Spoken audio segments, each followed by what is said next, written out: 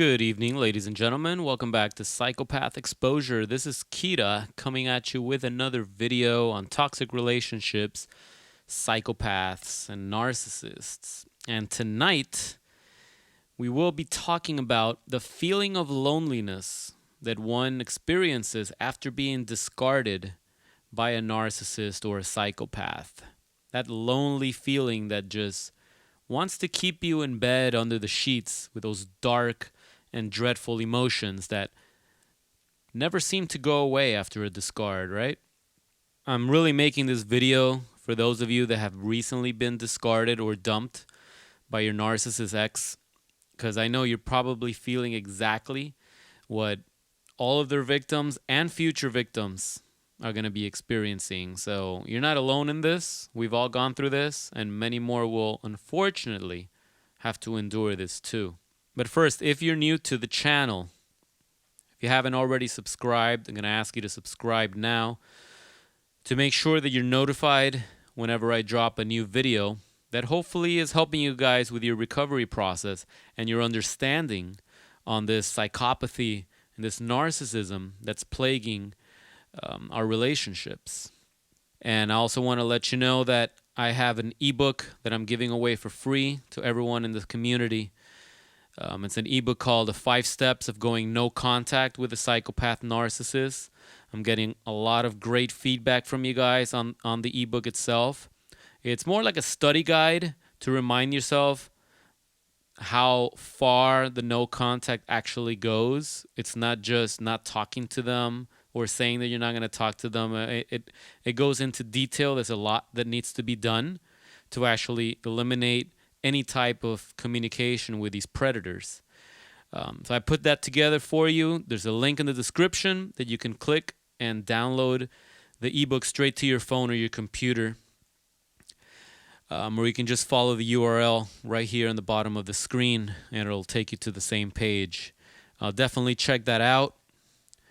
And if you have any questions, if you're going through a traumatic situation where you need some answers, you want to reach out, I'm sure all of us have been through it. I'm sure many people watching this video are going through it too. Just share your experience in the comments below, and I reply to all my comments, and maybe I'll even make a video response for you.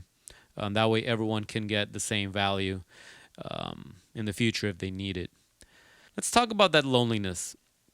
As after a narcissistic discard, besides the unrelenting confusion, anxiety, and PTSD that you're going to experience, it's going to be running amok in your head throughout the entire day. And at some point, you will experience a greater deal of loneliness and despair that perhaps you've never felt in your life. This post-narcissistic discard loneliness is what I like to call it. It stems from all of the drama, all of the attention, the battles, the arguments, the intense sex, the gaslighting, the tantrums, the lies, and the nightmares that you experience while dating that monster. So it's all bottled up and it's just coming at you in the darkest, dreadful, melancholic emotion. The entirety of it all, despite being a very toxic situation, it was very overwhelming. I'm sure many of you guys feel overwhelmed. While you might feel relieved that the relationship is over, that feeling of overwhelming carries on. And it mutates into this loneliness and despair. Sometimes we feel like life itself is just not as exciting anymore as it was now that the psychopath is gone. As crazy as that is, it feels that way. This type of psychological torment takes time to understand and even more time to heal from, guys. This is not going to be something you can just flip a switch and you're fine, you're over them, and you can move on with your life. It doesn't work that way. This is trauma similar to someone that experiences being raped. I've talked to some people that have been raped and they share the same post-traumatic stress disorder. People that have gone on to fight in war, to Afghanistan or Iraq or anything like that, they have this PTSD that's similar to what we have. I mean, this was psychological abuse. Psychological abuse, that's trauma. That's real, and it exists in our minds. It's not a physical thing. It's a mental thing. And then that affects the physical. I need you guys to understand that it's normal to feel this way after a discard. And the more you learn and the more you understand, the better you're going to feel over time. And you will heal from this, but you have to study. You have to educate yourself on what happened, and you have to take the necessary action steps to get you to move forward. Otherwise, you will remain in that twisted, lonely, confused state of mind where most psychopathic victims remain after a discard. And like I always say, remember, it could be worse. You could still be in a relationship with a psychopath monster right now. So be grateful that the relationship is over, because now you can start healing. That's actually a blessing. However, be warned, I got to tell you this. The psychopath knows how you're feeling right now. They're not expecting for you to move on and recover from this right away. They know that you're experiencing feelings of doom right now. They know that they have left you at a point where you're almost a vegetable. Your mind is mush because of all the gaslighting and confusion and that dark fog that overtakes your mind. They know you're in a very vulnerable state right now, very weak and almost useless sometimes. So they will take advantage of this and try to lure you back in. Kind of like the Stockholm Syndrome, where the victim feels that the tormentors are the only ones that can heal them from the very same pain that they caused. Yeah, that's how this is. And the psychopath knows that. So they will try to get you back just to keep extracting more supply and just to keep torturing you some more, because that's what feeds them. That's what fuels them. And that's the narcissistic trap that you have to avoid after a breakup. If you can't handle the feelings of loneliness right now and you're tempted to contact your narcissist ex, just know that you're inviting an even greater doom. You're inviting an even greater doom to your state of misery. And it's kind of like an alcoholic or a drug addict. Once they cold turkey quit and try to sober up on their own, the temptation, the withdrawal symptoms are so bad that it's very easy for them to relapse again. This is kind of like that.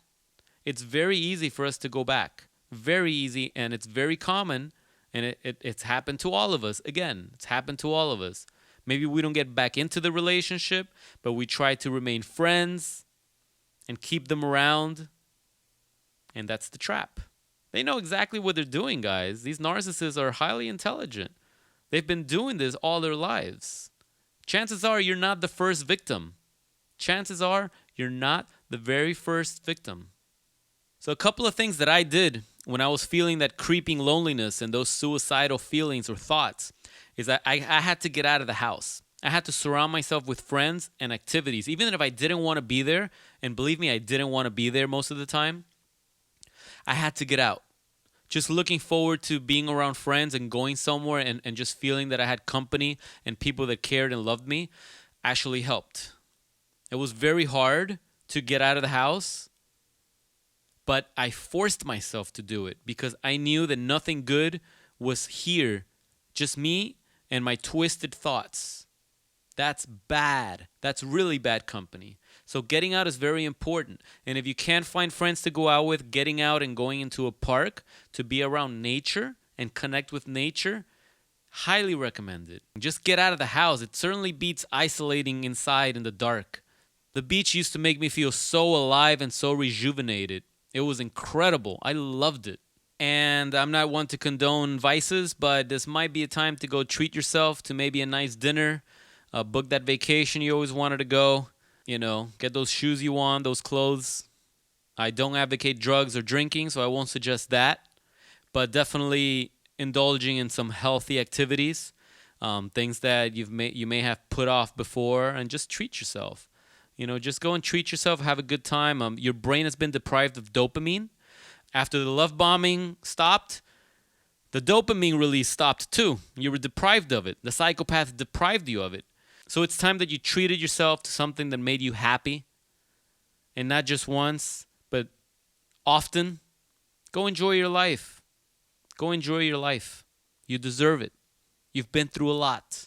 It's totally okay to go to the movies by yourself. Hell, I've been doing this all my life. Even before I dated a psychopath. I love going to the movies by myself and just treating myself to a movie and just focusing on the movie instead of talking to your friends in the theater, which you shouldn't do because no one should be talking in the theater when the movie's playing. But I digress. So definitely book yourself a day at the spa, get a makeover, change your wardrobe, Rebuild with the narcissist destroyed. Rise out of that darkness. Let the light in. So again, if you've recently been discarded by a psychopath narcissist, or if you terminated the relationship yourself, keep in mind that it's normal to feel this way. There's nothing wrong with you. This is usually the pattern. Remember that the intense loneliness will subside with time as you grow and you heal from this toxic experience. So just give it some time. And last but not least, and certainly the most important, is that during this crucial, vulnerable state of mind, you cannot have any contact with the psychopath X, or they will continue to prey on your broken, tormented emotions. And believe me, they will enjoy every minute of it. Hope this video helped you guys. Thank you for letting me share my experience and my truth. If you have any questions on how to cope with this lonely feeling of despair and isolation and suicidal thoughts after a narcissistic discard, drop a comment below. Share with the community what you're going through, because I assure you, you are not alone. We have all felt this way. We have all gone through this. And unfortunately, future victims will also go through this process. So it's important that we share, we keep things honest. We're honest with ourselves. No more delusion. No more tricks. No more lies. This is real. This is what we went through. This is what we're going through. This is what we're going to go through if we don't take action now and make changes. This trauma is lifelong if you don't do something about it. It's not going to go away on its own. You need to educate yourself. You need to learn. You need to have your feelings validated. You need to talk to as many people who care and are willing to understand and listen to you. And just share everything you went through. You need to allow yourself to tell your story, because the psychopath narcissist did the best in their power to silence you and to gaslight you and to confuse you. But they're gone now. They're gone now. You have control now. You have that power back. Use it. This is Kita with Psychopath Exposure. See you guys next time.